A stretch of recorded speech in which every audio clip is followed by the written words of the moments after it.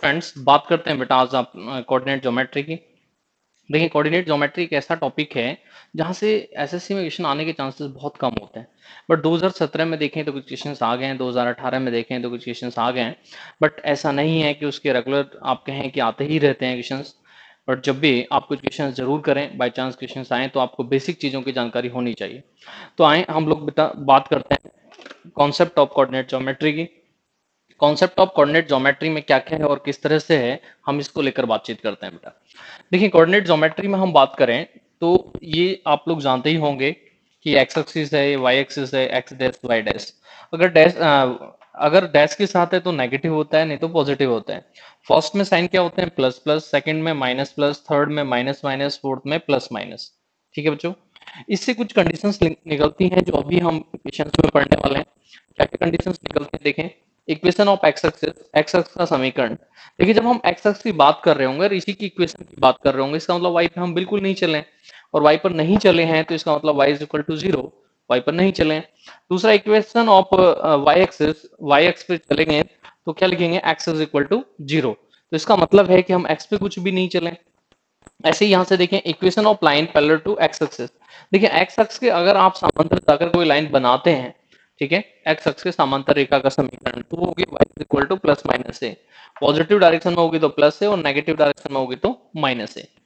ऐसे ही equation of line parallel to y axis तो x is equal to plus minus b। तो इस तरह से हम x एक्सिस के समांतर रेखा भी ले सकते हैं, y के समांतर भी ले सकते हैं। बेसिकली जो कोऑर्डिनेट ज्योमेट्री है आपकी, वो लाइन बेस्ड कोऑर्डिनेट ज्योमेट्री है। तो लाइन की हम बात करें तो लाइन की सबसे पहले होती है standard form of line is ax plus B Y plus C is equal to zero. किसी भी रेखा की जो मानक समीकरण है, स्टैंडर्ड फॉर्म है, वो क्या होती है बेटा? ax plus B Y plus C is equal to zero. Second, slope form of a line, प्रवणता के रूप में रेखा का समीकरण y is equal to M X plus C. C क्या होता है? जो y पे पार्ट करता है। और m के लिए भी लिखना चाहें तो लिख लें, m होता है बेटा टेन थीटा। m क्या होता है? Tan theta. अब यहां से हम बात करें intercept form of line is x upon a y upon b is equal to one. देखें, जो x पर पार्ट करता है वो a कहलाता है, जो y पर पार्ट आता है वो b कहलाता है। ऐसे हम बात करें परपेंडिकुलर फॉर्म में, लाइन की इक्वेशन तो होती है x cos alpha plus y sin alpha is equal to p। p क्या है यहाँ पर? Distance between origin and line. जो लाइन और मूल बिंदु के बीच की दूरी होगी वो क्या है? p। और जो यहाँ p एंगल बनाएगा x के साथ वो क्या होता है? अल्फा होता है। कंडीशंस क्या है? पहली, यूनिक सॉल्यूशन। अगर कोई यूनिक सॉल्यूशन है तो उसका मतलब है A one upon A two not equal to A one B one upon B two. दूसरी कंडीशन है इनफाइनाइट सॉल्यूशन, अनंत हल, जिसे आप नहीं बता सकते कितने हैं, तो वहां दोनों इक्वल हो जाती हैं। नेक्स्ट, तीसरा है नो सॉल्यूशन। नो सॉल्यूशन होगा तो ये दोनों इक्वल होंगे, तीसरा इक्वल नहीं होगा। इस तरह से आराम से मैं एक बार हट जाता हूं, आप इस वीडियो को स्टॉप करके पहले आराम से इसको कंप्लीट अपनी नोटबुक पे लिखेंगे, और कंप्लीट नोटबुक पे लिखने के बाद, इसको कंप्लीट पढ़ने के बाद फिर आप क्वेश्चंस करना शुरू करेंगे। और कुछ कंडीशंस की भी हमें नीड होगी, तो जैसे ही हम लोग क्वेश्चंस करना शुरू करेंगे तो क्वेश्चंस में ही मैं आपको बताऊंगा क्वेश्चन करते समय ही क्या क्या कंडीशंस होती हैं, क्योंकि और भी बहुत सारी कंडीशंस कोऑर्डिनेट ज्योमेट्री में हो सकती हैं।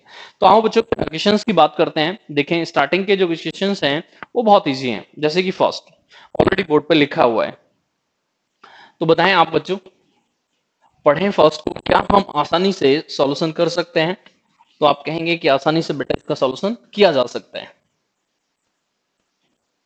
तो आपसे पूछा गया इक्वेशन ऑफ एक्स एक्सिस। अगर x की बात कर रहे हैं तो बेटा y इक्वल टू जीरो हो जाएगा, और y की बात कर रहे हैं तो बेटा x इक्वल जीरो हो जाएगा। तो इस तरह से आसानी से सॉल्यूशन किया जा सकता है। नेक्स्ट की बात करें तो क्वेश्चन नंबर वन के लिए हम बात करें कि आंसर क्या होगा, तो मैं अभी बोर्ड पर लिख ही चुका था, एक बार फिर यहाँ लिख देता हूं बेटा। एक्स अक्ष की जो इक्वेशन होगी वो होगी बेटा, फर्स्ट ऑप्शन आपका आंसर होगा y is equal to zero. Second second question की बात करें बेटा, second, find the equation of y axis. अगर हम y एक्सिस की बात कर रहे होंगे तो फिर कहेंगे हम x is equal to zero. Clear हो गया बच्चों? नेक्स्ट, थर्ड, आपसे पूछा है स्लोप ऑफ x एक्सिस। देखिए, क्वेश्चन नंबर थ्री की हम बात करें तो किस तरह से हम आंसर दे सकते हैं। देखिए, x अक्ष के लिए हम जाएं तो देखिए बेटा, x अक्ष की इक्वेशन की हम बात करें तो वहां हम बोलते हैं कि y is equal to zero, y is equal to zero. हम लोग पढ़ेंगे, अब आप लोग भी पढ़ेंगे। देखिए जब हम इक्वेशन को इस तरह से लिखते हैं y mx प्लस सी, तो m स्लोप होती है, tan थीटा के इक्वल होती है। या इसी को लिखने का दूसरा तरीका कि यदि इक्वेशन को ax plus B Y plus C के रूप में आप लिख रहे हैं, तो y को क्या लिखेंगे, तो y को लिखते हैं बेटा वहां पर माइनस ए एक्स अपॉन बी माइनस सी अपॉन ए, सॉरी सी अपॉन बी। तो यहाँ स्लोप ये भी होती है माइनस ए अपॉन बी, इन दोनों में से किसी की वैल्यू ले सकते। तो बेटा इसको आप क्या आसानी से ये कह सकते हैं कि हम 0 इंटू एक्स प्लस जीरो लिख सकते हैं। तो इस तरह से जब आप यहाँ स्लोप के लिए जाएंगे, तो बेटा स्लोप में जब आप बात करेंगे किस तरह से हम स्लोप लिख सकते हैं, तो यहाँ देखें अपॉन में किसका कोफिशिएंट आ रहा है, y का, इनटू में ऊपर किसका आ रहा है बेटा, तो x का आ रहा है। तो यहाँ क्या है, 0/1 हो जाएगा, और 0/1 हो जाएगा तो आंसर क्या हो जाएगा, 0। क्लियर हो गया बच्चों। Next question number fourth. Question number हम फोर्थ की बात करें, अब y एक्सिस की बात कर रहे हैं, तो इसी चीज को फिर दोबारा लिख लेते हैं और वहां देखते हैं किस तरह की कंडीशन आ सकती है। क्वेश्चन नंबर हम फोर्थ की बात कर रहे हैं बेटा, तो इक्वेशन ऑफ y एक्सिस क्या होगी, तो वो होगी x इज इक्वल टू 0। अब x इज इक्वल टू 0, तो यहां से मैं इसे बेटा इस तरह से लिख सकता हूं, x plus zero into y plus zero is equal to 0। m क्या होता है, तो मैंने अभी बताया माइनस ए अपॉन बी, ये a है ये b है, तो बेटा अब 1/0 हो जाएगा और इसी को क्या बोलेंगे, इन्फिनिटी। तो आंसर होगा बेटा infinity. Next question number 5। Question number 5 में आपसे कहा गया है कि कौन सी ऐसी समीकरण है जो ओरिजिन से जाती है, मूल बिंदु से जाती है। देखिए बेटा इक्वेशन जो होती है y is equal to M X plus C, अगर यहाँ c 0 हो जाए, इक्वेशन सिर्फ बचती है y is equal to M x, तो ये जाती है बेटा ओरिजिन से। तो यहाँ देखें कि इसमें c नहीं है, तो आप इस तरह से कहेंगे कि आपके c ऑप्शन में c नहीं है, तो आंसर होगा बेटा 5x plus 7y is equal to 0। Clear हो गया। Next question number 6। तो क्वेश्चन नंबर 6 की हम बात करें,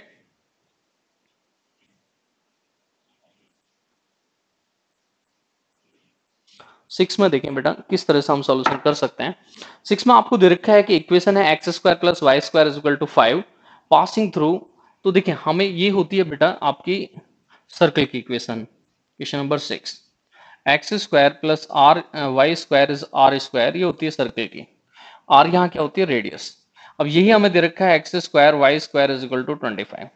फिर भी यहाँ पॉइंट निकालना चाहें तो जरूर निकालें, कैसे निकाल सकते हैं, तो देखें बेटा x को ले लें y आ जाएगा, या y को ले लें x आ जाएगा। मान लीजिए y को 0 लेते हैं तो x एक बार +5 आएगा, एक बार -5 आएगा। x को 0 लेते हैं बेटा, तो ऐसे ही एक बार +5 आएगा और एक बार -5 आएगा। इस तरह से आपके पास ये 4 पॉइंट आ जाते हैं। अब इन चारों पॉइंट को जब आप बनाने के लिए जाएंगे, तो बेटा पहला क्या है 50, तो क्या यहाँ 50 हो जाएगा, ठीक है। फिर आप कहेंगे कि इस तरह से ये 4 पॉइंट आपके पास आ जाएंगे, ये 0 5 हो जाएगा, ये -50 हो जाएगा, और ये 0 - 5 हो जाएगा, ठीक है। तो इस तरह से जब यहां से ये जाएगा, तो ये आप कहेंगे चारों से होकर जाएगा, और चारों से होकर जाएगा, तो आंसर देंगे बेटा 6 का ए ऑप्शन। क्लियर हो गया। नेक्स्ट इसी टाइप का नेक्स्ट है बेटा क्वेश्चन नंबर 7।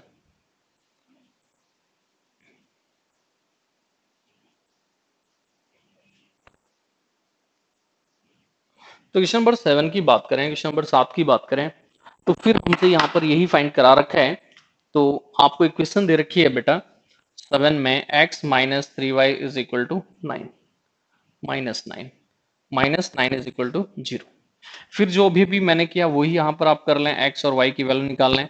मैं x को 0 ले लेता हूँ, तो ये इधर जाएगा, ये तो x y आ जाएगा -3। मैं y को 0 ले लेता हूँ, तो x आ जाएगा 3। तो इस तरह से दो पॉइंट आपके पास आते हैं, x बेटा आएगा, आप y को 0 ले लेते हैं तो x आएगा बेटा आपके पास, y को 0 ले लेते हैं तो x आएगा 9। तो ये दो पॉइंट आपके पास आए हैं। पहला पॉइंट क्या है, 0 - 3, 0 - 3 क्या पॉइंट यहाँ पर होगा बेटा। दूसरा है 9 0 पॉइंट क्या यहाँ पर होगा बेटा। और कोई लाइन यहाँ से जाती है, तो फर्स्ट से जा रही है बेटा, थर्ड से जा रही है, और फोर्थ से जा रही है। इसका मतलब सेकंड को छोड़ दें, फर्स्ट आंसर में रखें, first third fourth, first third fourth, इस तरह से सी ऑप्शन बेटा आंसर देंगे। कौन सा ऑप्शन आंसर देंगे बेटा? C option. क्लियर हो गया? नेक्स्ट क्वेश्चन नंबर 8, ये बहुत आता है बेटा, इसका ध्यान रखेंगे क्वेश्चन नंबर 8 का, क्योंकि ये बार बार आपको दिखेगा कि एग्जाम में आपके आता रहा है। क्वेश्चन नंबर 8, क्वेश्चन नंबर 8 की हम बात करें तो आपसे कहा गया है कि find the intersection intercept parts, ठीक है, और इक्वेशन दे रखी है 3x plus 4y minus 12। Question number 8, 3x plus 4y is equal to 12 upon 12 कर देते हैं, तो यह आएगा बेटा x upon 4 y upon 3 is 1, ठीक है। और इंटरसेप्ट पार्ट जब आप जाते हैं तो बेटा x के जो अपॉन में होता है वो x पे होता है, और y के जो अपॉन में होता है बेटा वो y पे होता है, ठीक है। तो आपका आंसर होना चाहिए x पर 4 और y पर 3, x एंड y। इसका मतलब है कि आप आंसर देंगे 4 एंड 3, तो बेटा बी ऑप्शन आप लोग आंसर देंगे। नेक्स्ट पढ़ें बेटा क्वेश्चन नंबर 9, यही सेम क्वेश्चन बेटा 9 पर लिखा है, और अब हमसे यहाँ इक्वेशन फाइंड करा लिए, तो जस्ट उल्टा कर देते हैं, इक्वेशन पुट कर देते हैं, तो हम इक्वेशन पे भी पहुंच जाएंगे। तो आपसे कहा गया है कि आप इक्वेशन फाइंड करें, और जो पार्ट है x पर है 2 और y पर है 3। देखिए बच्चों क्वेश्चन नंबर 9 में हमसे कहा गया है x पर है 2, ये 2 पार्ट है, ये 3 पार्ट है, तो क्या लिखेंगे? x by 2 y by 3 is equal to 1। इस तरह से इक्वेशन हो जाएगी 3x plus 2y is equal to 6। Clear हो गया बच्चों? रिप्लाई करते रहे बेटा। क्वेश्चन नंबर 10, थोड़े से आसान क्वेश्चन है, हालांकि सभी लोग कर लेते हैं। 10 को मैं आपके लिए छोड़ देता हूँ, 100% यही क्वेश्चन है बेटा, यहाँ भी 12 से डिवाइड कर लेंगे और आपके पास कंडीशन आ जाएगी कौन कौन से पार्ट आ रहे हैं। नेक्स्ट क्वेश्चन नंबर 11, ये आ गया बेटा डिस्टेंस बिटवीन 2 पॉइंट्स, दो बिंदुओं के बीच की दूरी। तो डिस्टेंस बिटवीन 2 पॉइंट्स, जैसा कि आप लोगों को जानकारी होगी, मैंने कहा था स्टार्टिंग में जिस चीज की भी नीड होगी हम उसे बीच में लिखते चलेंगे। ये है आपका क्वेश्चन नंबर 11। देखिए अगर ये दो पॉइंट होते हैं बेटा, ये है मान लीजिए x1 y1, दूसरा है पॉइंट मान लीजिए x2 y2 बेटा, तो जो डिस्टेंस बिटवीन 2 पॉइंट्स होनी चाहिए वो होती है x2 माइनस x1 का whole square and y2 minus y1 का होल स्क्वायर। अब बस यहाँ आपको पॉइंट पुट कर देना है। आपके जो दो पॉइंट हैं वो कौन कौन से हैं? एक है 3 6 और बेटा दूसरा क्या है? 5 6 3 6 5 6। ठीक है बेटा, वैल्यू पुट कर दें।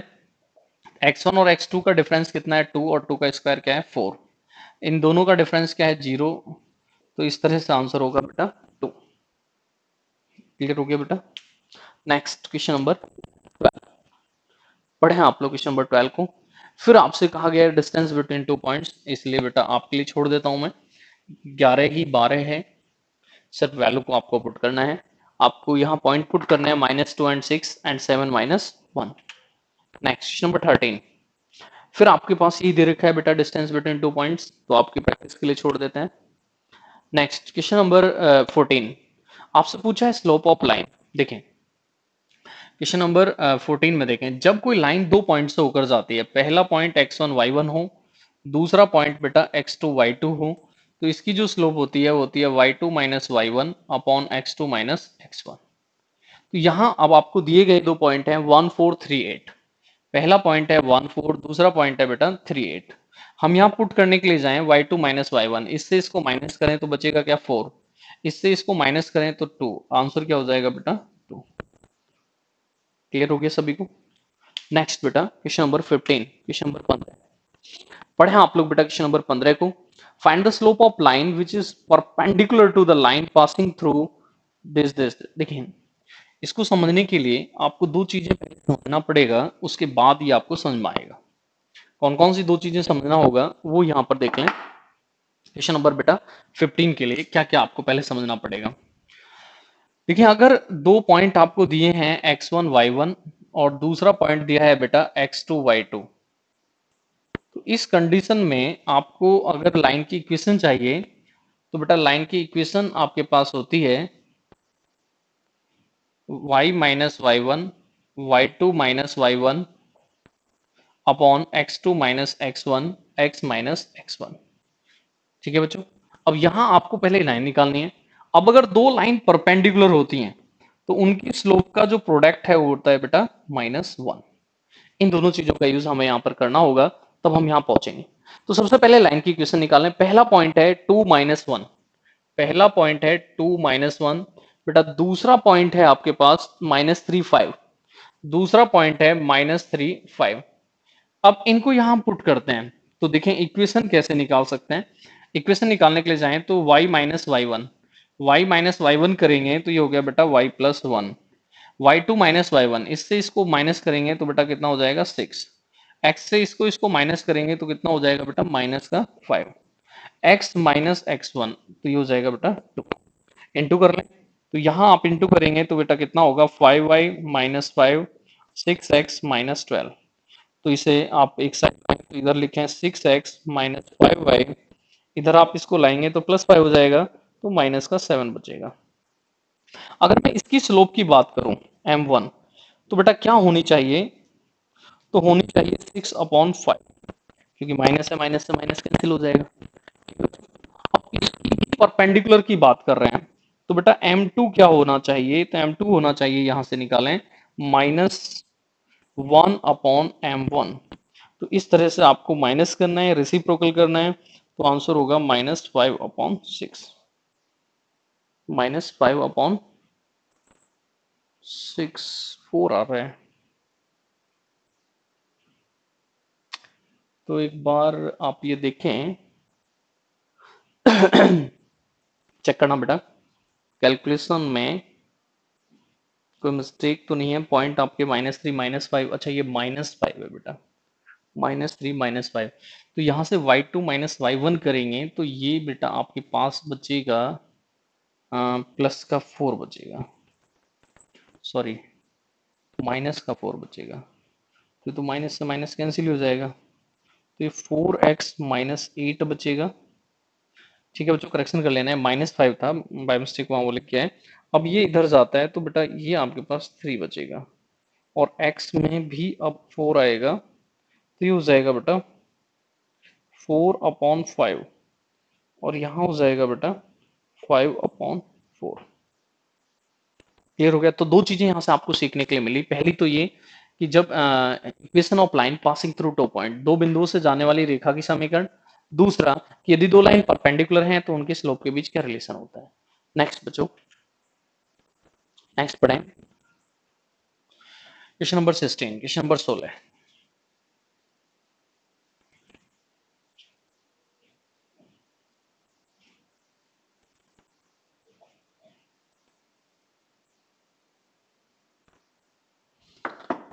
तो क्वेश्चन नंबर 16 की अगर हम बात करें बेटा, तो देखें कि हम इसे किस तरह से पढ़ सकते हैं। आपको दे रखा है find the slope of line, equation है ये, तो बेटा इसको डायरेक्ट आप आंसर दे सकते हैं, इसमें तो सॉल्यूशन की नीड ही नहीं थी। इक्वेशन क्या है 2x + 3y = 7। आपको m निकालना है, तो क्या होता है बेटा -a/b, तो हो जाएगा -2/3, -2/3। नेक्स्ट बेटा, नेक्स्ट पढ़ें। आपको दे रखा है, यहाँ से भी कुछ आपको सीखने के लिए मिलेगा कि इक्वेशन हमें फाइंड करनी है जो पॉइंट 3 - 4 से जाती है और एंगल बनाती है 60 डिग्री। देखिए 17 से भी आपको सीखने के लिए मिल रहा है कि यदि कोई लाइन एक ही पॉइंट से होकर जाती है, वो है x1 y1, तो यहाँ इक्वेशन होती है y - y1 m x - x1। m क्या होता है, तो बेटा होता है tan थीटा। अब यहाँ थीटा आपको क्या दे रखा है 60 डिग्री। अगर हम tan 60 डिग्री की बात करें तो वैल्यू क्या होगी बेटा √3। अब यहाँ पर हम इसमें पॉइंट जो हमें दे रखा है वो कितना है बेटा, तो इक्वेशन आप यहाँ से मुझे पॉइंट बताएं एक बार क्या है। तो पॉइंट है आपका बेटा 3 - 4, पॉइंट है 3 - 4।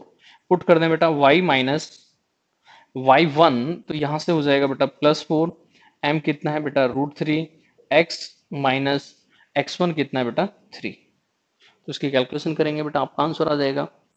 ठीक है बच्चों, कर सकते हैं आसानी से। नेक्स्ट क्वेश्चन नंबर 18 पढ़े आप लोग बेटा। क्वेश्चन नंबर 18 को किस तरह से आप 18 का सॉल्यूशन कर सकते हैं, 18 का सॉल्यूशन कर सकते हैं। देखिए 18 में आपसे कहा गया है find the equation passing through this and slope is 5, तो बेटा डायरेक्ट आंसर ही आ जाएगा। एक स्लोप आपको दे रखी है और पॉइंट भी आपको दे रखा है, तो डायरेक्ट m में पुट करें, आपकी वैल्यू आ जाएगी बेटा। ठीक है, सेम क्वेश्चन है, वहां हमने √3 निकाला था, यहाँ बेटा 5 ऑलरेडी दे रखा है। नेक्स्ट पढ़े आप लोग क्वेश्चन नंबर 19 बचे, क्वेश्चन नंबर 19 को पढ़ें बच्चों।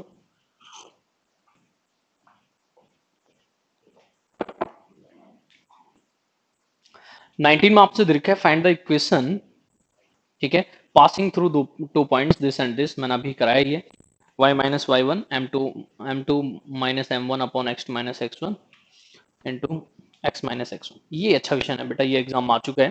Find the area of triangle, ठीक है, by lines this and both axis. देखिए क्वेश्चन नंबर 20, ये बेटा आपके एग्जाम में आ चुका है, इसका ध्यान रखेंगे और ये बार बार आता रहता है।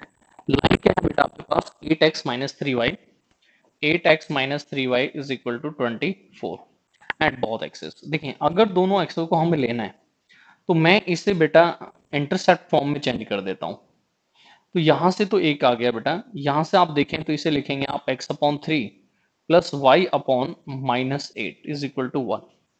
ठीक है, अब मुझे यहां से देखना है कि यहाँ कौन कौन से पार्ट आ रहे हैं, कौन कौन से पॉइंट आ रहे हैं। x पे तो बेटा प्लस का 3 कट कर रहा है, तो x तो ये हो गया, और y पे बेटा माइनस का 8 कर रहा है, तो ये हो गया, और इस तरह से ये बेटा ट्रायंगल बन गया। ठीक है, अब इस ट्रायंगल का एरिया हमें निकालना है, मान लीजिए O है, ये A है और ये B है, तो इसका एरिया जब आप निकालेंगे तो बहुत आसानी से निकाल सकते हैं, हाफ बेस इंटू हाइट। तो इस तरह से आप ये बताएं कि जो आंसर होगा वो कितना होगा, 12। क्लियर हो गया सभी को। इंटरसेप्ट फॉर्म में चेंज किया, ट्रायंगल बनाया, अब क्योंकि राइट एंगल है तो हाफ बेस इंटू हाइट लगा के आंसर निकाल दिया। 21, 21 एक बहुत अच्छा क्वेश्चन है बेटा, ये डाउट करता है तो इसका ध्यान भी रखेंगे, आपको भी डाउट करेगा। 21 एक अच्छे क्वेश्चन।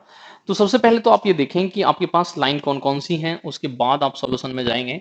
21 अच्छा क्वेश्चन है बेटा, ये भी डाउट करता है।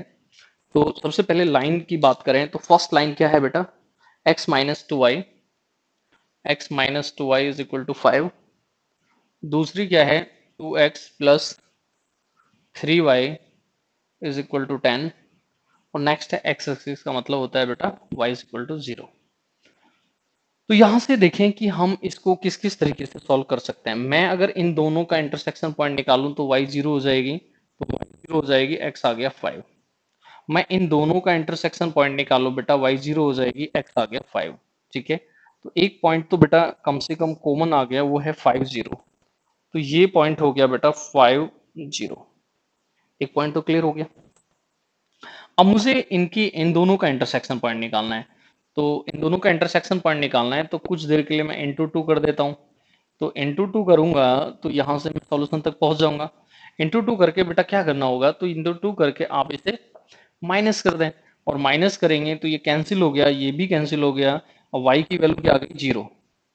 तो इन दोनों में भी y की वैल्यू क्या आ जाएगी, 0। ठीक है, y 0 आ जाएगा तो x 5 ही आ जाएगा बेटा। ठीक है, अब हमें यहाँ देखना है कि इसका हाइट तो बेटा 5 हो चुकी है। अब बेस के लिए किस किस तरीके से हम निकाल सकते हैं, तो वो चीज हमें देखनी होगी। ये दोनों लाइनें इस पॉइंट पर इंटरसेक्ट कर रही हैं, और एक्स एक्सिस दिया है, वाई एक्सिस दिया है, एक्स एक्सिस दिया है बेटा, ये आई थिंक वाई एक्सिस तो नहीं है, क्योंकि अगर वाई एक्सिस ऐसा हो सकता है, एक मिनट थोड़ा सा टाइम दें, इससे देखते हैं कि एक्स एक्सिस है या वाई एक्सिस है।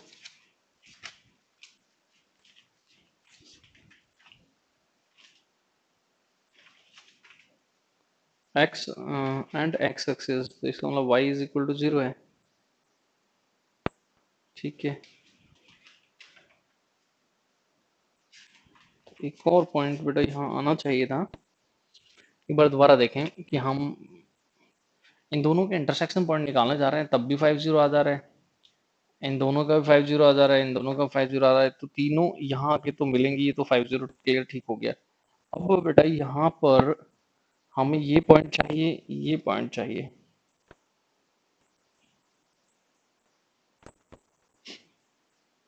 देखें, अगर मैं x को 0 कर देता हूँ बेटा, इस ये तो सॉल्यूशन हो ही गया है, हटाएं इसको।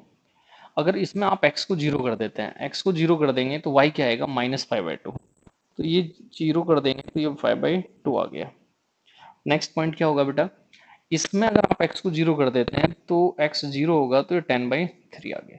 इस तरह से बेटा ये ट्रायंगल बन गया।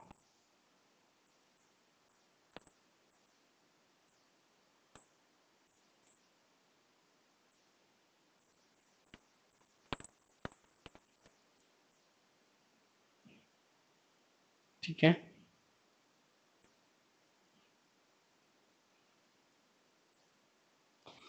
देख लेना एक बार बेटा, कुछ करेक्शन अगर उन्होंने करा रखी होगी तो इसके अकॉर्डिंग मैं सोल्यूशन कर देता हूँ, देखते हैं ऑप्शन में है नहीं। तो बेटा ये तो अपने आप में हाइट हो जाएगी और ये बेस हो जाएगा। तो बेस के लिए इन दोनों को हमें ऐड करना होगा। तो इन दोनों को जब आप ऐड करेंगे तो ये हो जाएगा 10/3 प्लस 5/2, तो 6 हो जाएगा। अपॉन में हो जाएगा बेटा 6, तो ये हो जाएगा आपके पास 20, ये हो जाएगा बेटा 15, 20 15 ये हो गया 35। तो जब एरिया निकाल रहे होंगे तो एरिया क्या होना चाहिए, हाफ बेस इंटू हाइट। तो इस तरह से बेटा होगा अपॉन 12, तो 25 15, तो ये हो गया अकॉर्डिंग टू क्वेश्चन आंसर हो गया बेटा 175/2। ठीक है, नेक्स्ट बेटा 22।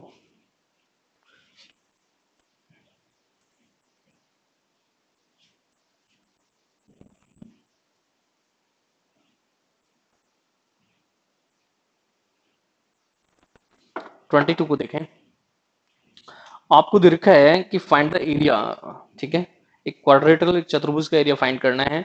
इक्वेशन क्या क्या दे रखी है, तो 22 में पहले मैं इक्वेशन लिखना चाहूंगा।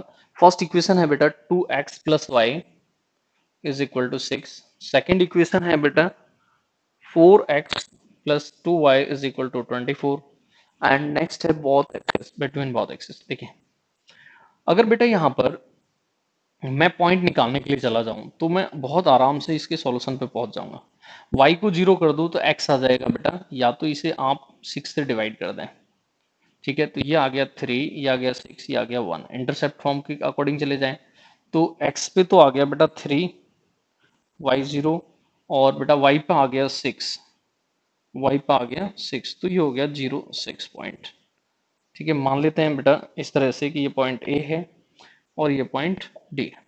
नेक्स्ट, अगर इसे हम 24 से डिवाइड कर दें बेटा, तो यहाँ तो 1 आ गया, यहाँ 6 आ गया, यहाँ बेटा 12 आ गया, x पे आ गया 12, तो ये हो गया 12 0, और ये हो गया बेटा आपका यहाँ पर, सॉरी, x पे है 6, 6 0, यहाँ हो जाएगा बेटा, इस पॉइंट को थोड़ा सा नीचे ले लें ताकि पॉइंट लिख सकें।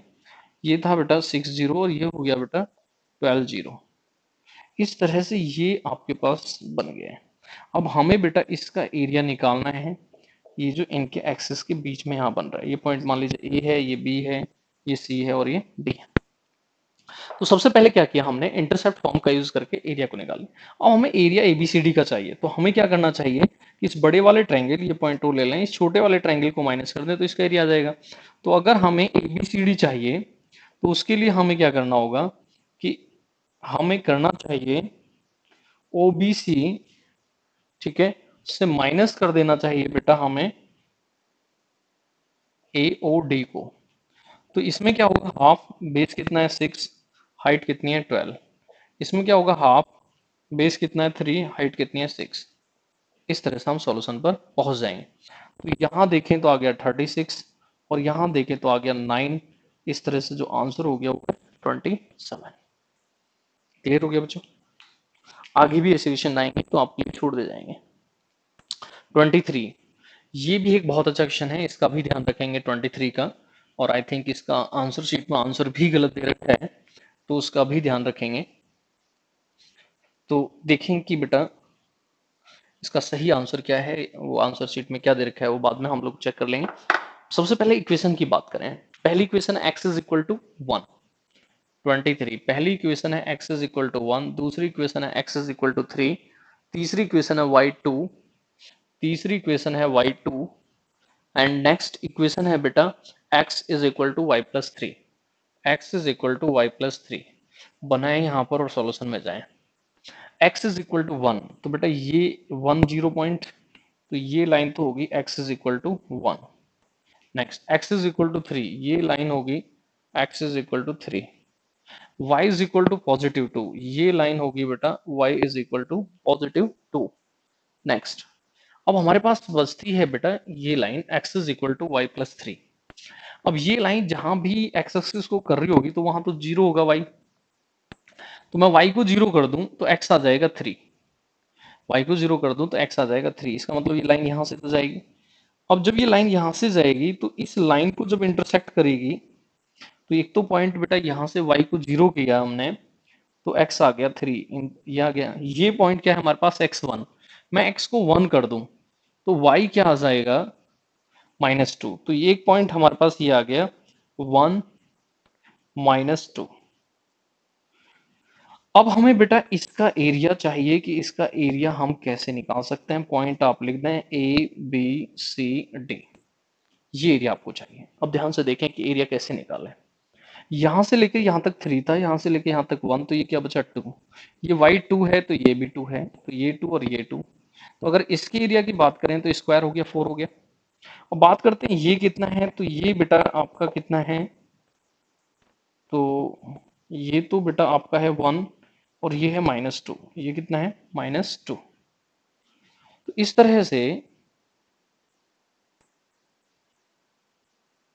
तरह से बेटा आप सॉल्यूशन पे जाएं। सबसे पहले यहाँ ये बताएं,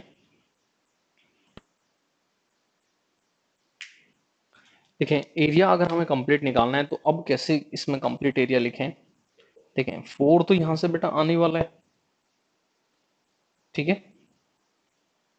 और इस एरिया की बात करें तो बेटा इस एरिया कैसे निकालें। देखें ये तो है x, ये तो है 1, पॉइंट है 2, तो ये कितना है बेटा, हम y पे कितने चले हैं, तो ये चले हम -2। तो यहाँ से जब एरिया निकालेंगे तो हाफ बेस इंटू हाइट करेंगे, ये इससे कैंसिल हो जाएगा, ये आ जाएगा 2। तो इस तरह से एरिया क्या हो जाएगा 6। चेक कर लेना बेटा इसको भी आप भी।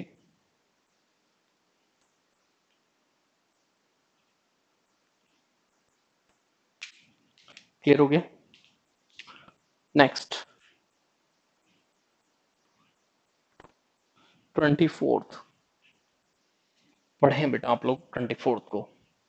ये थोड़ी सी आसान कंडीशन होती हैं, आसानी से समझ में आ जाती हैं।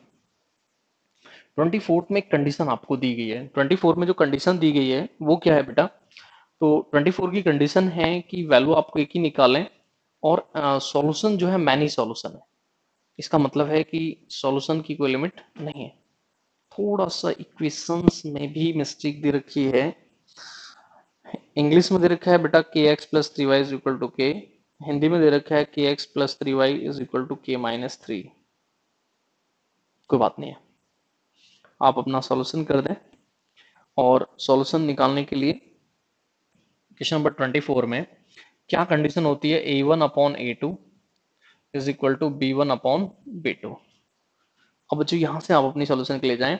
फर्स्ट से मैं a1 की बात करूंगा तो k लिखूंगा, सेकंड से a2 की बात करूंगा तो बेटा मैं लिखूंगा वहां पर 12। नेक्स्ट नेक्स्ट हम बात करें b1 की तो बेटा लिखेंगे आप 3। और नेक्स्ट b2 की बात करें तो आप लिखेंगे k² 36 हो जाएगा, तो k की वैल्यू क्या लिखेंगे +-6। 25 भी बेटा इसी टाइप का लिखा है तो उसको भी इसके साथ ही कर लेते हैं। नेक्स्ट, यहाँ आपको इक्वेशंस दे रखी हैं 5x + 20y is equal to 11, 2x + ky is equal to 17। और ये कह रहे हैं इंटरसेक्ट लाइंस, इसका मतलब यूनिक सॉल्यूशन, एक सॉल्यूशन है। और यूनिक सॉल्यूशन की कंडीशन क्या है, a1/a2 not equal to b1/b2। ठीक है बच्चों। अब यहाँ a1 है 5 एंड b1 है 2, तो 5/2 इज नॉट इक्वल टू होना चाहिए b1 है 20 एंड अपॉन k, 20/k। यहां से इसे आप कैंसिल करें तो आप कहेंगे k नॉट इक्वल टू 8 होना चाहिए, k नॉट इक्वल टू 8 होना चाहिए। क्लियर हो गया बच्चों। नेक्स्ट पढ़ें 26।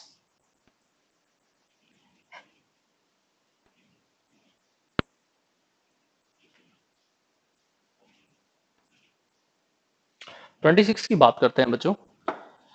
Find the distance between point this and line this. देखिए सबसे पहले तो इसे सीखें 26 से पहले कि यदि कोई पॉइंट है बेटा x1 y1 और इसकी किसी लाइन लाइन मान लीजिए A X plus B Y plus C is equal to 0। ये डिस्टेंस डिस्टेंस कहने का मतलब होता है परपेंडिकुलर डिस्टेंस से।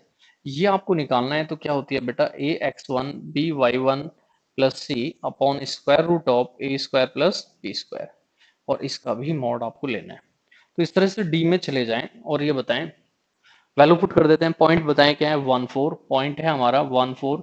इक्वेशन बताएं हमारी क्या है, तो 2x plus 4y, 2x plus 4y plus 9 is equal to 0।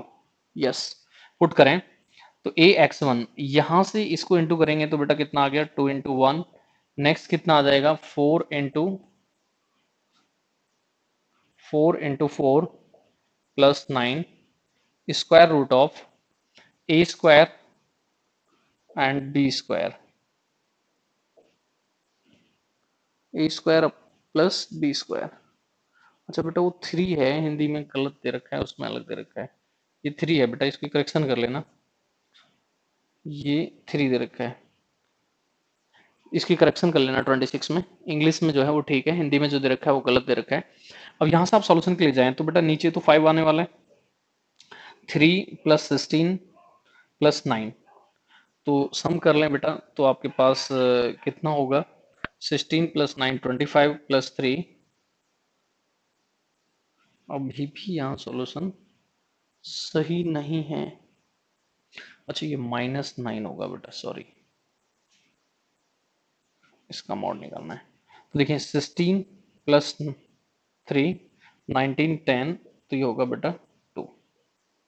थोड़ा सा करेक्शन इसमें था, वो चेक कर लेना, इंग्लिश के अकॉर्डिंग सॉल्यूशन के लिए जाना, आंसर बेटा सही आ जाएगा। Next question number 27। इसे मैं पहले भी करा चुका हूं, फिर एक बार करा रहा हूं।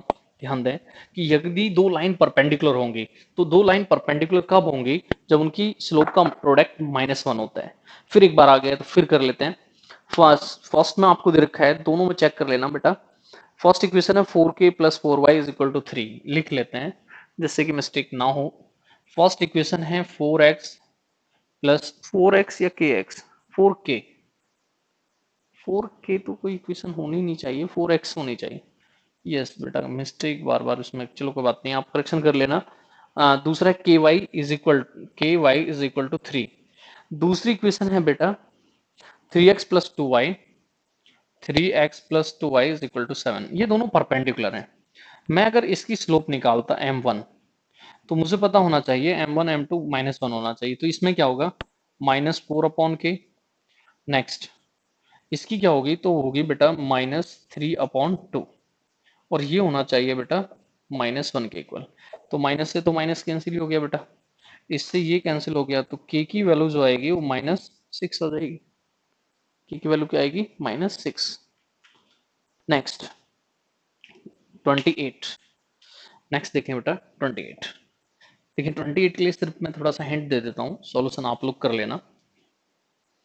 28 में क्या है कि जब हमें 4 पॉइंट दिए जाते हैं, ठीक है, अब हमें ये 4 पॉइंट दिए गए हैं, सॉरी 3 पॉइंट दे रखे हैं, और हमसे ट्रायंगल पूछा है कौन सा नहीं हो सकता है। ध्यान से सुनना, ये भी एक इंपॉर्टेंट पॉइंट मैं आपको बता रहा हूँ जिससे कि आप सीख जाएंगे।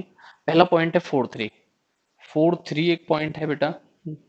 दो पॉइंट और आपको दे रखे हैं, एक 7 1 है और एक 9 3 है। देखें एक 7 1 है और एक 9 3 है, कहीं भी हो सकते हैं। अब ये कह रहे हैं कौन सा नहीं होगा। देखिए एरिया के लिए आपको जानकारी होगी कि एरिया क्या होता है, तो एरिया होता है हाफ x1। अब आप सोच रहे होंगे कि मैं एरिया क्यों बता रहा हूँ, तो बेटा मैं एरिया की हेल्प से इसका आंसर बता दूंगा, इसलिए आप थोड़ा सावधानी से इसे देख लें कि एरिया क्यों बता रहा हूँ मैं। देखिए एरिया मैं इसलिए बता रहा हूँ क्योंकि एक लॉजिकल पॉइंट है, उसका यूज एरिया में होता है।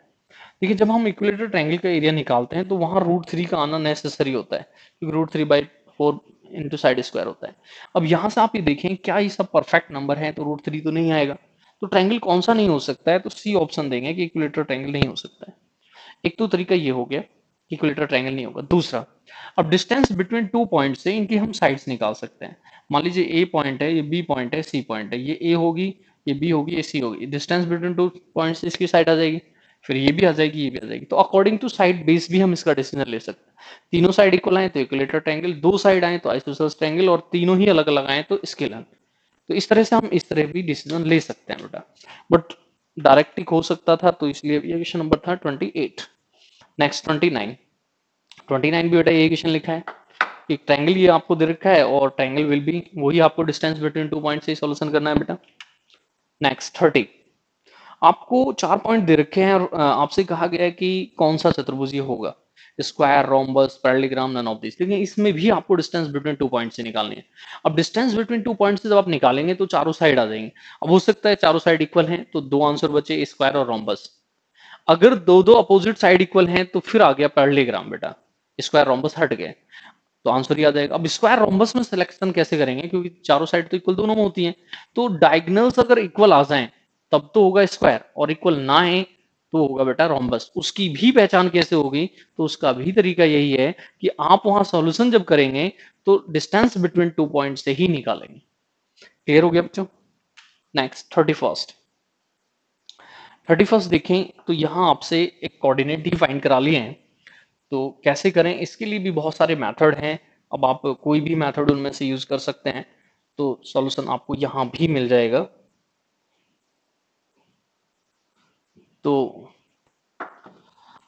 देखिए आप लोग इसमें अगर हम सॉल्यूशन की बात करें तो कह रहे हैं कि 3 वर्टेक्स हैं एक पैरेललोग्राम के, और पहला है -1 0, मान लीजिए एक है -1 0, दूसरा क्या है बेटा, तो दूसरा है 3 - 1, तीसरा क्या है बेटा, तो तीसरा है 2 2, एंड नेक्स्ट हमें निकालना है ये है XY। ये बेटा आपके पास है, मान लीजिए पॉइंट ले लेते हैं ABCD। ये है क्वेश्चन नंबर 31st। देखना बच्चों कैसे सॉल्व करें। इन्होंने कहा है कि ये पैरेललोग्राम है। अब पैरेललोग्राम की प्रॉपर्टी, समांतर चतुर्भुज की प्रॉपर्टी यूज करें, आंसर आ गया। प्रॉपर्टी तो बहुत सारी है, अपोजिट साइड इक्वल होंगी, समांतर होंगी, कुछ भी कर सकते हैं। बट अगर मैं इनके डायगोनल्स के इंटरसेक्शन पॉइंट की बात करूं तो ये पॉइंट दोनों से सेम होना चाहिए। अब ये मिड पॉइंट ऑफ AC भी है, ये मिड पॉइंट ऑफ BD भी है, तो इस पॉइंट ओ की हेल्प लेकर आप सॉल्यूशन में जाएं। अगर मैं मिड पॉइंट इनके अकॉर्डिंग देखूं तो मैं लिखूंगा x+3/2 एंड 1+y/2। अगर मैं इनके अकॉर्डिंग जाऊं, इन दोनों के, इन दोनों का सम तो होगा 1/2, इन दोनों का सम तो होगा 1। अब बेटा इसको तो इसके इक्वल ले लें, ये कैंसिल हो जाएगा, x की वैल्यू आ गई -2, इसको इसके इक्वल ले लें तो ये 2 हो गया, 1 माइनस हो गया, तो बेटा 1 बचेगा। इस तरह से पॉइंट होने चाहिए, -2 एंड 1, तो आंसर होगा बी। समझ में आया। Mid point of AC, mid point of BD same point है, एक ही बिंदु है। अब एक तरफ से इधर से मिड पॉइंट लिया, एक तरफ इधर से मिड पॉइंट लिया, दोनों तरफ का मिड पॉइंट जब हमने लिया तो हम सॉल्यूशन में पहुंच गए। नेक्स्ट 32। Coordinate of centroid. देखिए सेंट्रॉइड के कोऑर्डिनेट की बात करें तो आपको पता होगा कि तीनों कोऑर्डिनेट के सम का बाई 3 होता है, तो डायरेक्ट उसको यूज करें और सॉल्यूशन में पहुंच जाए बेटा। तो सेंट्रॉइड की हम बात करें 32, किसी ट्रायंगल में अगर ये तीन वर्टेक्स आपको मिले हैं ABC, तो सेंट्रॉइड होता है बेटा x1 x2 x3 by 3, y1 plus y2 plus y3 by 3। अब यहाँ पर आपको पॉइंट कुछ भी मिल सकते हैं, तो ऐसे ही मैं यहाँ पॉइंट लिख देता हूँ। एक है बेटा 0 6, दिख रहा है, ज्यादा ऊपर तो नहीं हुआ है। दूसरा है 8 12, और बेटा तीसरा है आपका 8 0। लीजिए 0 8 8, तो पहला आ गया 16/3, 6 18 18/3, तो नेक्स्ट आ गया 6। इस तरह से एंड्रॉइड आ जाएगा बेटा। तो 8/3 तो ऑप्शन में ही नहीं है, अच्छा 16/3 एंड 6 फर्स्ट ऑप्शन होगा।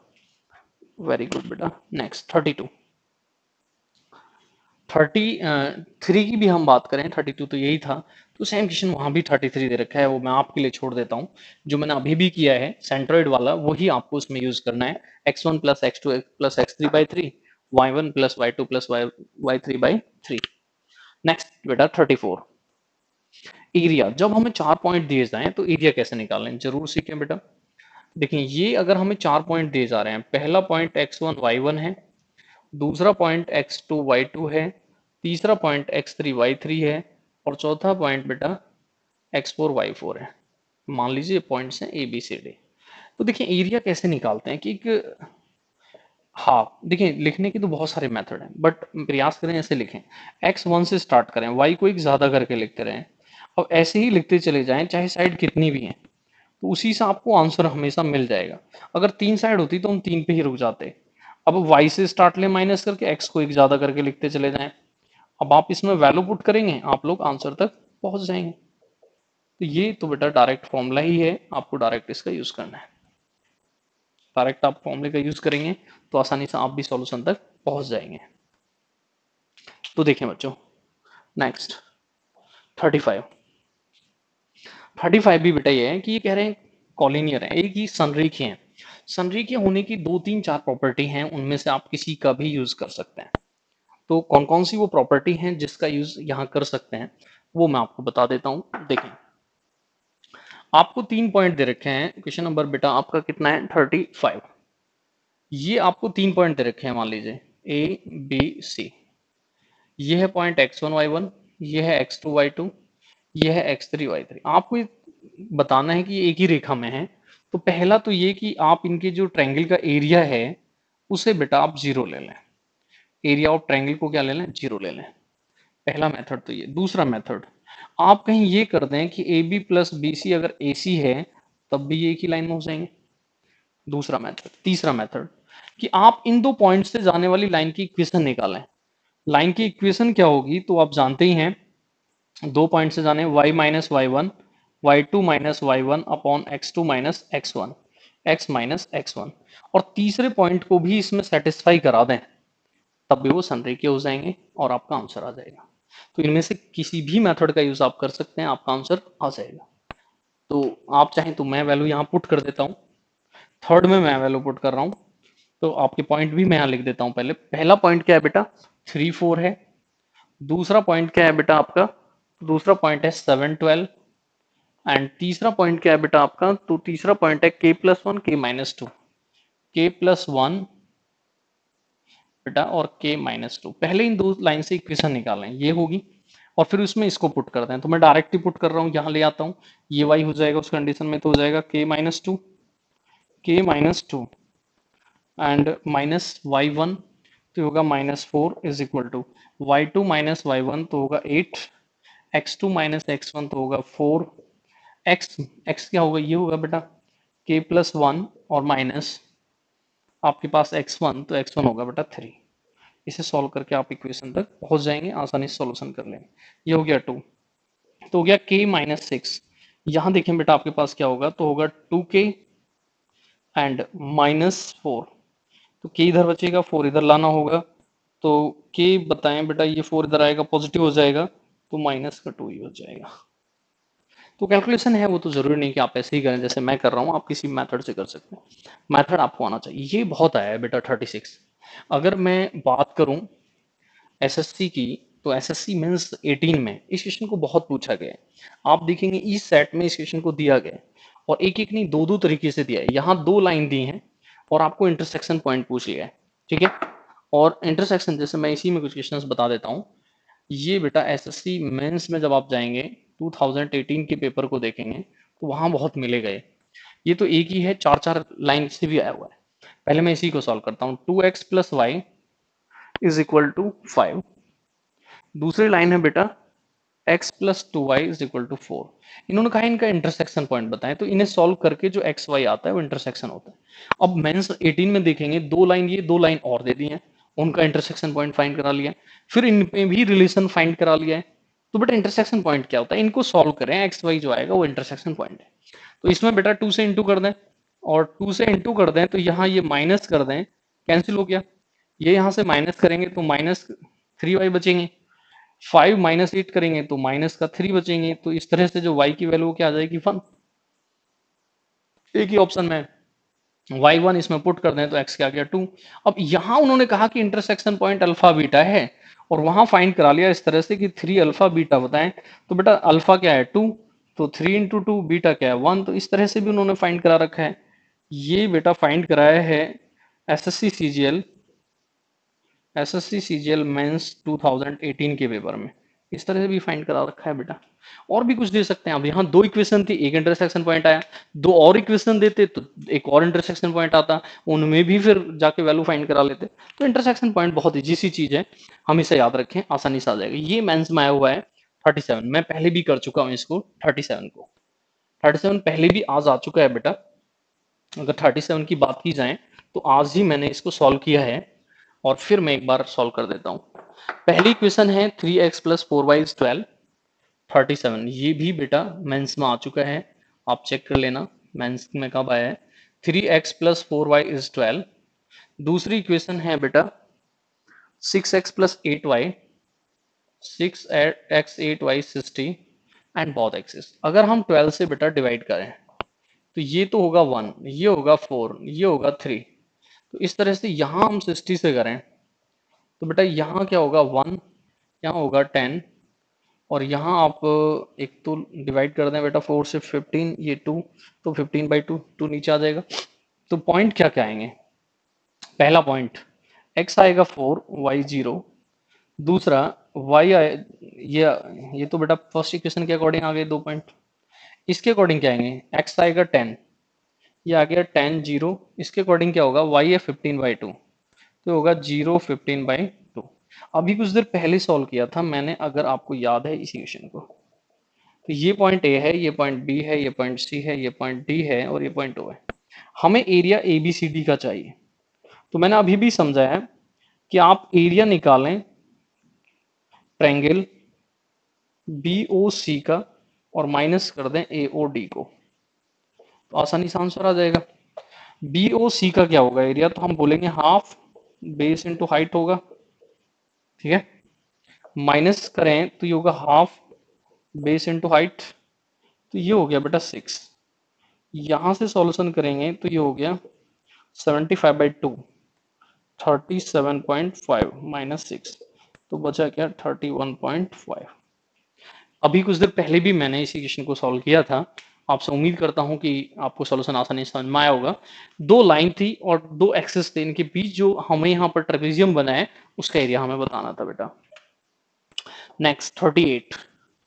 38 बहुत आसान सा क्वेश्चन है, अभी लगभग ये हुआ ही है, बट इसके लिए जरूरी है कि आपको ज्योमेट्री में ये पता होना चाहिए कि राइट एंगल ट्रायंगल की सरकम रेडियस क्या है। अभी मैं बता देता हूँ, जब आप लोग ज्योमेट्री या तो आप पढ़ चुके हैं या पढ़ेंगे तो जब आप सीख लेंगे। आपको ट्रायंगल क्या दे रखा है? 4x plus 3y is equal to 12। 38 4x 3y is equal to 12 upon 12 में कर देता हूं तो बचेगा 3 4 1। तो ये आ गया आपका ट्रायंगल।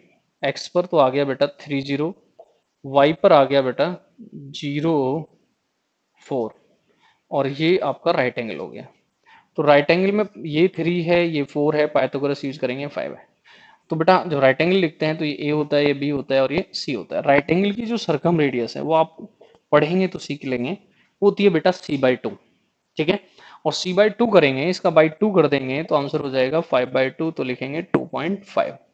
ज्योमेट्री में आप इसे पढ़ लेंगे, फिलहाल आप इस तरह से याद कर लें कि राइट एंगल की जो सरकम रेडियस होती है वो होती है बेटा c/2। नेक्स्ट 39 पढ़े आप लोग बेटा 39 को।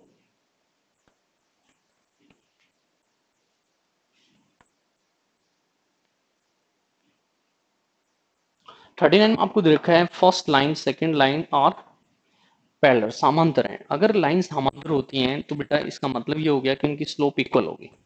उनकी स्लोप क्या होगी? इक्वल होगी। तो स्लोप इक्वल होंगी तो बेटा m1 is equal to m2 होगा। अब m1 को m2 के इक्वल रखते हैं। m1 क्या होना चाहिए? तो -1/4 होना चाहिए। m2 क्या होना चाहिए? तो माइनस बेटा k अपॉन 8 होना चाहिए। माइनस से माइनस कैंसिल हो जाएगा और इस तरह से k की वैल्यू बेटा 2 आ जाएगी। आसानी से हो सकता था। Next 40 angle between two lines. देखें जब हम दो लाइन के बीच एंगल निकालते हैं तो होता है tan थीटा। tan थीटा होता है m1 minus m2 1 plus m1 m2। इसमें पुट कर दें एंगल बिटवीन टू लाइंस आ जाएगा। क्लियर हो गया बच्चों? या स्लोप के इक्वल या प्रोडक्ट को देख लें। मैं फर्स्ट लाइन की स्लोप की बात करता हूँ m1, तो बताएं बच्चों क्या होगी? -2/3। सेकेंड लाइन की स्लोप की बात करता हूँ बेटा तो होगी 3/2। अब इनका प्रोडक्ट दिख रहा है हमें, m1 m2 -1 है, तो इस तरह से हम कहेंगे एंगल कितना होगा? 90 होगा। पहले भी यूज कर चुके हैं हम इसको, या आप इसमें पुट करने के लिए चले जाना है, अपना आप ही आ जाएगा। नेक्स्ट बेटा क्वेश्चन नंबर 41। 41 को मैं पहले ही करा चुका हूँ, कि जब भी कोई लाइन ओरिजिन से जाती है, मूल बिंदु से जाती है, तो बेटा जब मूल बिंदु से जाती है तो वहां आप ये कहते हैं कि सी नहीं होना चाहिए। ठीक है, ओरिजिन से जब कोई लाइन जाती है 41 तो लाइन होती है y is equal to M x. तो देखें कौन सा ऑप्शन ऐसा है जहां आपका y is equal to M x होगा, तो आंसर बोलेंगे कि आपका सी होगा। नेक्स्ट 42। देखिए ये दो तरह के होते हैं, जब हम किसी भी लाइन को डिवाइड करने की बात कर रहे होते हैं तो दो तरह से करते हैं, एक इंटरनली करते हैं, एक एक्सटर्नली करते हैं। दोनों ही चीजें मैं समझा देता हूं क्योंकि इसमें इंटरनली लिखा है, कहीं आपके किसी एग्जाम में एक्सटर्नली भी आ सकता है। ये दो पॉइंट है, ये पॉइंट है मान लीजिए फर्स्ट x1 y1, ये पॉइंट है सेकंड x2 y2। अब कोई पॉइंट यहाँ आता है और ये मान लीजिए एक्स वाई है और इन्हें m1 एंड m2 में डिवाइड कर देता है, तो बेटा एक्स वाई क्या होता है वो यहाँ से सीख लें। इट मीन्स पॉइंट P क्या होता है, तो पॉइंट P होता है बेटा m1 x2 m2 x1 upon m1 plus m2 m1 y2 m2 y1 upon m1 plus m2। ये होता है बेटा इंटरनली। ये क्या होता है इंटरनली।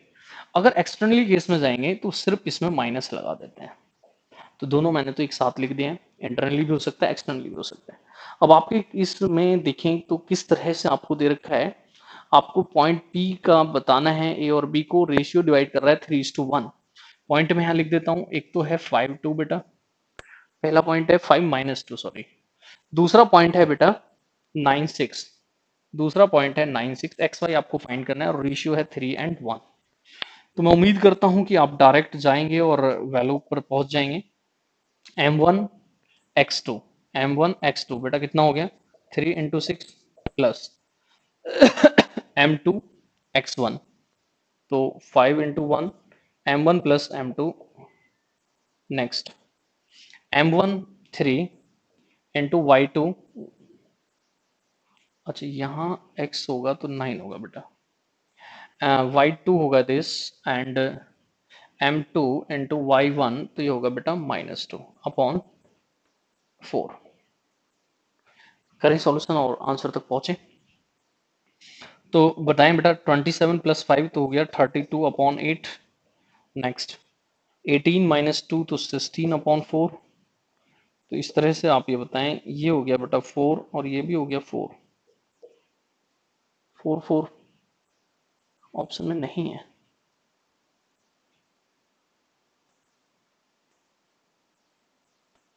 P क्या होगा 5 - 2 6 से 9 6 3 1 में डिवाइड कर रहा है।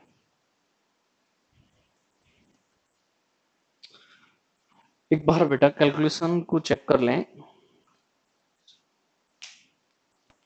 देखना m1 x2 yes plus m2 x1 और m1 प्लस m2 4 तो अपन में है ही, 4 यहाँ भी है। अब है m1 y2 m1 y2 होगा 6। ठीक है m2 y1 -2 18 - 6। ठीक है बेटा,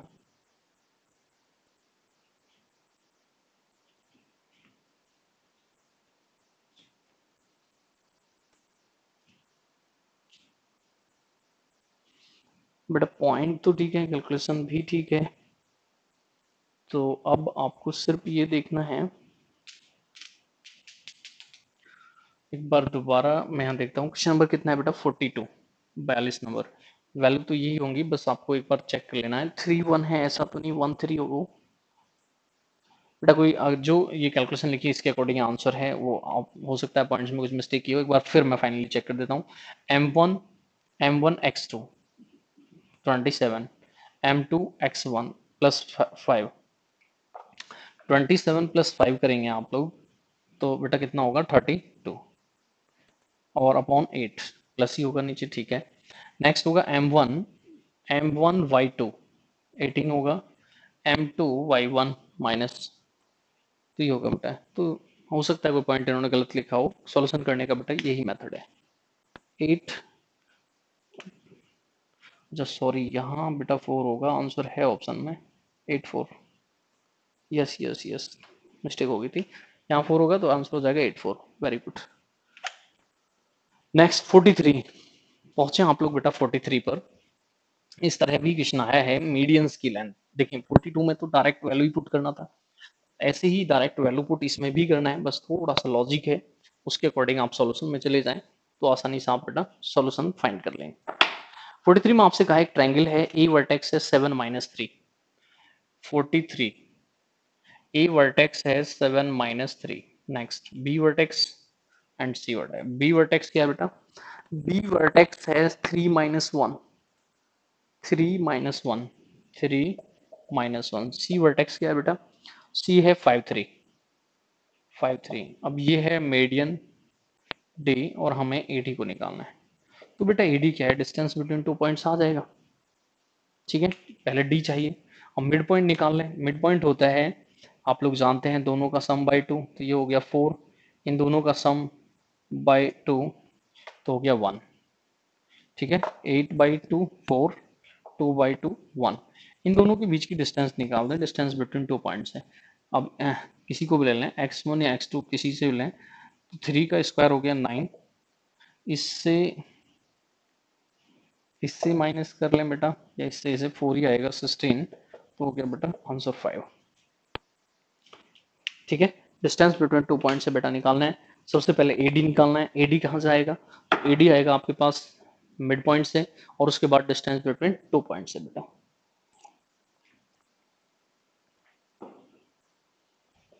नेक्स्ट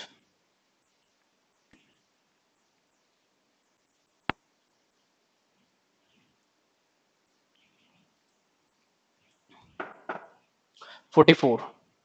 44 में आपको दे रखा है इफ के बाद कुछ दिया नहीं है, करेक्शन करना बेटा 44 में। इफ पी लिखना, पी, ठीक है, बी जो लिखा है उसे पी लिखना। The length of the perpendicular from the origin to the straight line of this, then the value of B.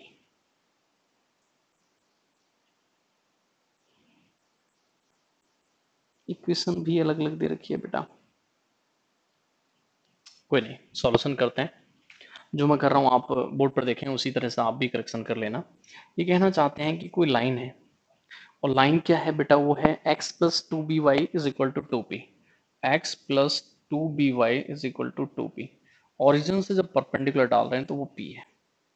ठीक है, तो आप लोग जानते हैं कि मैंने आपको बताया था कि डिस्टेंस बिटवीन टू पॉइंट जब निकालते हैं, सॉरी, पॉइंट एंड लाइन, तो निकालते हैं ax1 plus by1 plus C upon square root of A square B square. ठीक है, अब यहाँ क्या है? ओरिजिन पॉइंट है, तो इसका मतलब है कि वो तो 0 0 हो जाएगा। तो p इक्वल किसके होना चाहिए? ये 0 हो जाएगा, ये 0 हो जाएगा, तो बचेगा ओनली 2p अपॉन। ठीक है, अब मॉड, और इसमें भी स्क्वायर रूट। स्क्वायर रूट किसका? इसका स्क्वायर करेंगे तो कितना आ गया 1। इसका स्क्वायर करेंगे तो बेटा आ गया 4b स्क्वायर। ठीक है, अब ये p से बेटा p कैंसिल हो जाएगा। अब यहां आप पहुंचेंगे तो बेटा आप ये बताएं, तो 1 प्लस 4b स्क्वायर, इधर भी स्क्वायर कर लेते हैं, 4 आ जाएगा। फाइंड किसको करा रखा है बेटा? b को करा रखा है। तो देखें b कैसे निकाल सकते हैं। तो b होगा, ये होगा 3, ये होगा 4, और इसका भी स्क्वायर रूट लेना है, तो हो जाएगा √3/2। √3/2 क्लियर हो गया बच्चों? तो डिस्टेंस बिटवीन, डिस्टेंस लगाना था ओरिजिन एंड लाइन। एक मैं लिख देता हूँ यहाँ पर, थोड़ा याद हो जाएगा आपको, कि जो डिस्टेंस होती है बेटा, ये होती है c upon square root of A square B square. Line के according A B C put करना होता है। ठीक है, इसी का यूज हमें 46 में भी करना है, वो भी अभी करेंगे।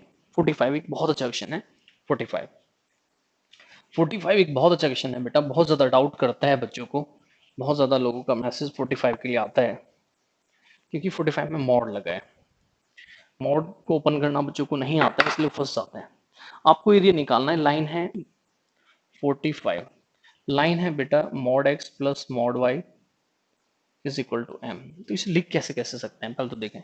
दोनों को पॉजिटिव लिख सकते हैं, दोनों को नेगेटिव लिख सकते हैं, एक को पॉजिटिव दूसरे को नेगेटिव। इस तरह से आप ये देख लें कि इसे लिखने के ये 4 मेथड हो सकते हैं। अब हमें ये एरिया चाहिए कि कौन सा एरिया इसमें आता है। तो मैं अगर इसे इंटरसेप्ट फॉर्म में चेंज करना चाहूँ, तो मैं बेटा क्या इसे इस तरह से लिखूंगा, x plus m y plus m is equal to 1। इसे इस तरह से लिखूंगा minus m is equal to 1। इसे बेटा इस तरह से लिखूंगा x is equal to minus m, y is equal to m is equal to 1। इसे इस तरह से लिखूंगा m y minus m is equal to 1। अब देखिए x पर क्या क्या पॉइंट है, पॉजिटिव m है और y पे भी पॉजिटिव m है, ये पॉजिटिव m ये भी पॉजिटिव m। तो एक तो पॉइंट हो गया बेटा m0, एक हो गया 0m, एक है बेटा नेगेटिव x पे भी और y पे भी, तो एक यहाँ आ गया -m0, एक बेटा यहाँ आ गया 0 -m। हमें ये एरिया निकालना है, इसका एरिया निकालना है। अब हम किसी एक ट्रायंगल का निकाल दें और उसका 4 टाइम्स कर दें। पॉइंट यहाँ ए बी सी अपने पास से लिख दें बेटा, A B c D O, ठीक है। अगर मैं इस ट्रायंगल के एरिया की बात करूँ, ये भी एम है ये भी एम है, तो बेटा मैं triangle of a o b की बात करता तो मैं लिखता half base into height. But अगर मुझे complete a B c d चाहिए तो क्या 4 times of a o b करना होगा, ठीक है। तो अब मैं यहाँ 4 times of half of m square करने जाऊंगा तो बचेगा क्या 2m स्क्वायर। इस तरह से आंसर क्या होगा बेटा आप लोगों का 2m स्क्वायर। क्लियर हो गया। नेक्स्ट 46, ये भी अभी मैंने 44 पे कराया है 46, तो 44 की केस पे ही आप 46 में जा सकते हैं। जो आपने 44 में किया है वही आप 46 में कर सकते हैं। तो देखें कि 44 को 46 में कैसे कर सकते हैं। 46 आपको दे रखा है बेटा कि P परपेंडिकुलर है, एक लाइन दे रखा है ओरिजिन से। देखें 46, ये आपके पास ये कोई लाइन है, लाइन क्या दे रखी है बेटा, लाइन दे रखी है आपको x upon a y upon b is equal to 1, और इस पे परपेंडिकुलर डाल रहे हैं तो वो क्या है p। अब मुझे आप अभी भी बताएं कि मैंने आपको बताया था कि p क्या होता है, तो c upon square root of A square B square होता है, यही बताया था। तो इस अकॉर्डिंग डिस्कशन, इस क्वेश्चन के अकॉर्डिंग क्या होना चाहिए, तो इस क्वेश्चन के अकॉर्डिंग होना चाहिए बेटा कि यहाँ a 1 अपॉन ए है, c तो बेटा 1 है, ये यहाँ पर 1 अपॉन ए है, तो ये हो गया 1 अपॉन ए का स्क्वायर, ये हो गया 1 अपॉन बी का स्क्वायर, स्क्वायर रूट लग रहा है, ठीक है। ये इधर आ जाए ये इधर आ जाए तो हो जाएगा 1 अपॉन स्क्वायर कर दें, तो इस तरह का रिलेशन आपके पास आ जाएगा। अगर आप राइट एंगल ट्रायंगल पढ़ लेते तो इस रिलेशन को डायरेक्ट भी लिखा जा सकता था, ठीक है बच्चों। तो नेक्स्ट की बात करें तो एक और बहुत ज्यादा मैसेज मेरे पास आया था, वो था बेटा आपका रिफ्लेक्शन। और रिफ्लेक्शन कैसे करते हैं या रिफ्लेक्शन से किस तरह का क्वेश्चन आता है वो मैं यहाँ पर लिख देता हूँ, और उनके भी मैं आपको 3-4 क्वेश्चन करा देता हूँ जिससे कि आप क्वेश्चन को सीख जाएं। तो देखें आप लोग किस तरह से क्वेश्चन आता है बेटा और किस तरह से उसका सॉल्यूशन करते हैं। तो अब इन क्वेश्चंस को हटा देते हैं बेटा। देखें क्वेश्चन नंबर 47 किस तरह से क्वेश्चन आता है, ये यहाँ पर हम लिख लेते हैं पहले। रिफ्लेक्शन ऑफ द पॉइंट, तो आपको इस तरह से दे रखा है रिफ्लेक्शन ऑफ द पॉइंट, ठीक है। रिफ्लेक्शन ऑफ द पॉइंट -2 5, कोई भी पॉइंट आप ले सकते हैं और किसी भी पॉइंट को आपको दिया जा सकता है। तो देखें यहाँ पर मान लीजिए आपको ये दिया गया है रिफ्लेक्शन ऑफ द पॉइंट इतना इन, अब ये बेटा एक्स एक्सिस भी हो सकता है, वाई भी हो सकता है, ठीक है, और जेड भी हो सकता है, किसी पे भी हो सकता है एज। और वो यहाँ आपसे पूछना चाहते हैं और 4 ऑप्शन आपको देंगे। इस तरह से वो 4 ऑप्शन आपको देंगे। मान लीजिए पहला ऑप्शन है 2 5, दूसरा ऑप्शन है बेटा 2 -5, तीसरा ऑप्शन है बेटा -2 -5, एंड नेक्स्ट ऑप्शन है बेटा नन ऑफ दीज, इनमें से कोई नहीं, इनमें से कोई नहीं। तो रिफ्लेक्शन क्या होता है, तो होता है बेटा प्रतिबिंब, प्रतिबिंब एक्स अक्ष में बिंदु इतने का प्रतिबिंब। हिंदी में भी एक बार मैं लिख देता हूँ, ऊपर स्पेस है तो है। क्वेश्चन क्या है हिंदी में, यहाँ लिख लेते हैं नीचे, एक्स अक्ष, एक्स अक्ष में, एक्स अक्ष में बिंदु, ठीक है, -2 5 का प्रतिबिंब, ठीक है। प्रतिबिंब क्या है, अब बेटा इसको समझने के लिए थोड़ा सा लॉजिकल आपको बनना पड़ेगा, तब जाकर आप समझा पाएंगे कि 3 केस होते हैं और तीनों मैं आपको समझाता हूँ। इसी को वाई में जा सकते थे, इसी को ओरिजिन में जा सकते थे, इसी के मैं 3 क्वेश्चन बनाने वाला हूँ। इसी को फिर वो किसी लाइन को देकर भी कर सकते थे। देखिए करना क्या होता है, कैसे करते हैं, सॉल्यूशन करने का मेथड क्या है। सबसे पहले तो जरूरी ये है कि आपको सॉल्यूशन करने का मेथड आना चाहिए, क्योंकि पॉइंट तो जरूरी नहीं है कि हमेशा जो अभी दिया गया यही दिया जाएगा। तो मैं आपको ध्यान से समझा रहा हूँ यहाँ पर, इन पॉइंट्स को आप समझ लें।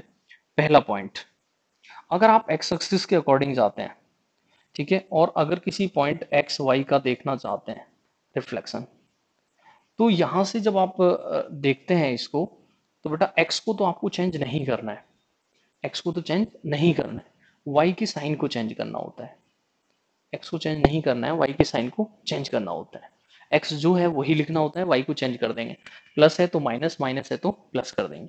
अगर ये केस बेटा वाई के अकॉर्डिंग जाए, वाई एक्सिस के अकॉर्डिंग बोल रहा हूँ कि एक्स वाई का रिफ्लेक्शन बताएं, तो बेटा आपको करना क्या है कि उस कंडीशन में वाई को तो चेंज नहीं करेंगे, एक्स को चेंज करेंगे। यही केस बेटा आपका तीसरा जाए और वहां कहें ओरिजिन के अकॉर्डिंग बताएं, मूल बिंदु के अकॉर्डिंग बताएं, तो इस कंडीशन में बेटा आप क्या करेंगे कि पॉइंट अगर एक्स वाई है तो उसके दोनों ही साइन चेंज करेंगे, एक्स को भी और वाई को भी। ठीक है, अब मुझे यहाँ बताना किसके अकॉर्डिंग था बेटा, एक्स के अकॉर्डिंग बताना है। तो मुझे इसके एक्स को तो चेंज नहीं करना चाहिए, मुझे -2 ही रखना चाहिए, वाई को भी चेंज करके मैं -2 कर दूं। तो इस तरह से आंसर दूंगा सी। क्लियर हो गया। एक्स के केस में एक्स को चेंज नहीं करना, वाई के केस में वाई को चेंज नहीं करना, और ओरिजिन के केस में दोनों को चेंज करना है।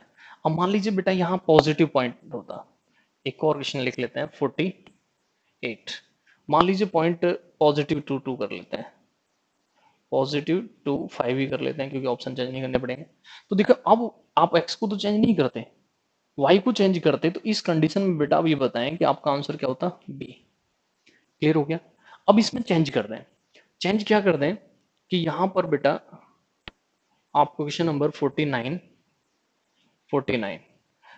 में क्या कर दें कि वो वाई एक्सिस कर दें। अब आपको आंसर बताना है, तो आप ये मत सोचना कि बोर्ड पे लिख रहे हैं मैं बार बार चेंज कर दे रहा हूँ, आंसर चेंज हो जाएंगे सभी के। अब वाई के अकॉर्डिंग हम जा रहे हैं, तो कैसे करेंगे कि वाई को तो चेंज नहीं करेंगे, एक्स को चेंज करेंगे। अब वाई को चेंज नहीं करेंगे तो +5 रखेंगे, ठीक है, और इसको चेंज करके -2 कर देंगे। तो ये ऑप्शन नहीं है, तो मैं यहाँ लिख लेता हूँ, इसको तो +5 रखेंगे और इसको -2 कर देंगे, ये तो होना चाहिए था।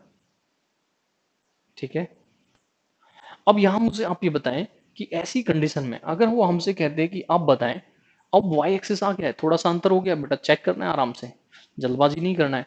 एक्स के अकॉर्डिंग एक्स को चेंज नहीं करते, वाई के अकॉर्डिंग वाई को चेंज नहीं करते।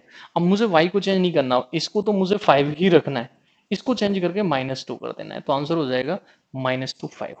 क्लियर हो गया।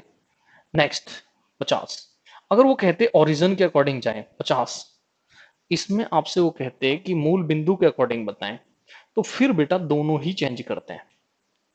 आपसे वो कहते हैं रिफ्लेक्शन ऑफ पॉइंट दिस, तो इससे पहले बेटा एक्स को मैंने वाई किया था, अब मूल बिंदु, ठीक है, यहाँ क्या कर दें, वो मूल बिंदु कर दें। तो इस तरह से बेटा यहाँ से अब आपको देखना है reflection of the point in origin is, अब दोनों ही साइन चेंज करने हैं, तो इसको तो कर दें -2, इसको कर दें -5। तो मैं उम्मीद करता हूँ तीनों केस आपने सीख लिए होंगे कि तीनों केस में कैसे कैसे सॉल्यूशन किया जाता है। ठीक है, तीनों केस में किस किस तरीके से सॉल्यूशन किया जाता है। पहला केस क्या था, पहला केस है बेटा एक्स के अकॉर्डिंग, ध्यान से सुन लें, एक बार मैं फिर रिपीट कर देता हूँ क्योंकि ये बच्चों को डाउट ज्यादा होता है। एक्स के अकॉर्डिंग तो एक्स को चेंज नहीं करना, वाई को चेंज करना है। अकॉर्डिंग टू वाई तो वाई को चेंज नहीं करना, एक्स को करना है। अकॉर्डिंग टू ओरिजिन तो एक्स और वाई दोनों को चेंज करना है। ये अकॉर्डिंग टू लाइन भी होता है, x is equal to y, parallel to x axis, parallel to y axis. हालांकि वो भी एसएससी सिलेबस में नहीं आया है, बट आप अगर चाहते हैं कि कुछ और एडवांस में पढ़ लें तो उस चीज को भी आप ध्यान से देख लेंगे कि उसमें हम सॉल्यूशन कैसे करते हैं। तो मैं उम्मीद करता हूं बेटा कोऑर्डिनेट ज्योमेट्री की ये कुछ बेसिक्स आपने सीखे होंगे। हालांकि इसके क्वेश्चंस बहुत ज्यादा एग्जाम में नहीं आए हैं और आने के चांसेस भी थोड़े से कम होते हैं, पर फिर भी जितने क्वेश्चंस अभी तक एग्जाम में आए हैं, बहुत छोटे-छोटे क्वेश्चंस आए हैं, आप उन सभी को आराम से पढ़ते चले जाएँ और मैं उम्मीद करता हूँ जो 50 क्वेश्चन मैंने यहाँ से कराए हैं, अगर आपने उन 50 क्वेश्चंस को कर रखा है, तो काफ़ी कॉन्फिडेंस आपको कोऑर्डिनेट ज्योमेट्री में मिल सकता है। छोटी-छोटी चीज़ें मैंने स्टार्टिंग में लिखी, बीच में भी आपको बताई, उन सब चीज़ों को आप आराम से लिख-लिख कर याद कर लें। किसी भी राइटर की 9th क्लास की बुक आप लें और उससे आप कोऑर्डिनेट ज्योमेट्री को पढ़ लें, तो मैं समझता हूँ बहुत आराम से आपकी कोऑर्डिनेट ज्योमेट्री बेटा तैयार हो जाएगी। तो इसी के साथ मैं उम्मीद करता हूँ कि कोऑर्डिनेट ज्योमेट्री मेरी तरफ से आपकी फिनिश हो चुकी है। आप लोग जितना जल्दी इसे सॉल्व करेंगे, आप जितना टाइम आप अपने आप को देंगे, जितने नंबर ऑफ क्वेश्चंस ज़्यादा करेंगे, उतना आप भी सीख जाएँगे। तो आपसे यही उम्मीद की जाती है कि आपको ये सब कुछ समझ में आया होगा। अगर कोई प्रॉब्लम है तो वो डाउट्स में बात कर लेंगे। जब भी कभी हम डाउट कर रहे होंगे तो उसमें उन पर डिस्कशन कर लेंगे। तो दैट्स ऑल बच्चों, बाय-बाय बच्चों।